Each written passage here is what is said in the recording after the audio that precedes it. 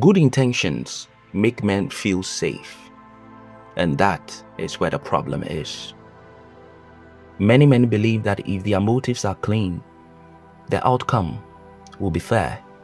If they act kindly, patiently, or generously, they assume harm will not follow. This belief is comforting. It is also false. Power does not respond to intention. Power responds to behavior. Invincible systems do not reward morality. They respond to leverage, positioning, and consequence. A man can be well-intentioned and still be guided into decisions that weaken him.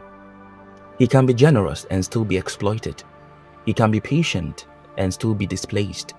He can be ethical and still lose authority. This is not because the world is cruel. It is because intention is not protection.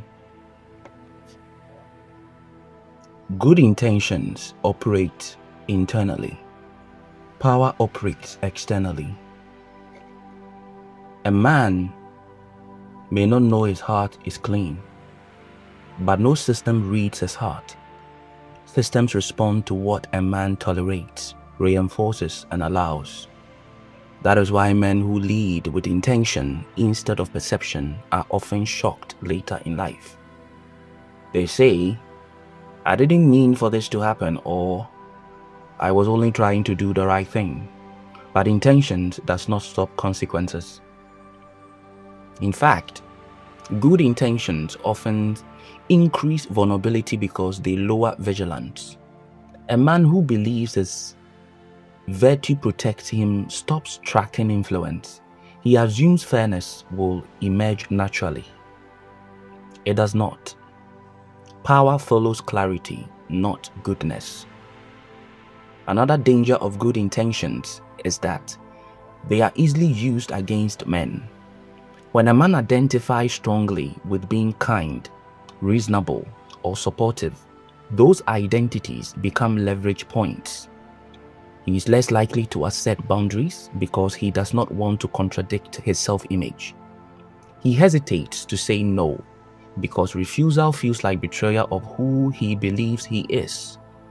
In this way, goodness becomes constrained. This does not mean goodness is a flaw. It means goodness without perception is unguarded.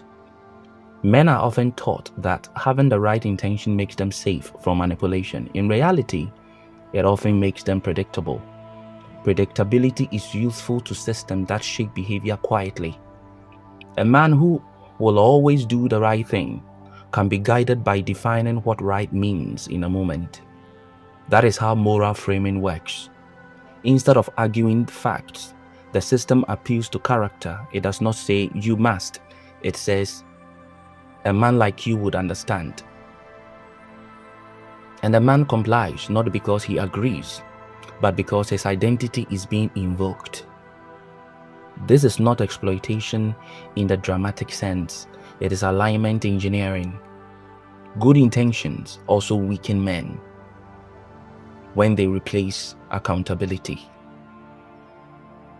A man may excuse harmful outcome by pointing to his motives. He believes intentions cancels impact. It does not.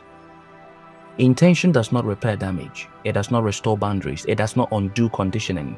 It only awareness does. Only awareness does. Men who rely on good intentions instead of perception often say in harmful situations no longer than they should. They keep hoping clarity will arrive organically. They believe patience will resolve imbalance. But patience without leverage changes nothing. This is why most men often wake up late. They endure quietly. They explain away discomfort. They wait for things to improve. When the cause finally becomes undeniable, they feel betrayed. But what they really feel, is disoriented. They believe their goodness would shield them. It never could. A sovereign man does not abandon good intentions. He places them correctly. Intentions guides his internal compass. Perception guides his external engagement. He understands that being good does not mean being unguarded, that kindness does not require blindness, that patience does not mean endurance without limit. He watches behavior, not promises, patterns, not words, outcome, not motives. This does not make him cynical, it makes him precise. Good intentions are not armor, they are values. Armor is awareness, and awareness is what keeps a man sovereign in systems that do not care how pure his heart is.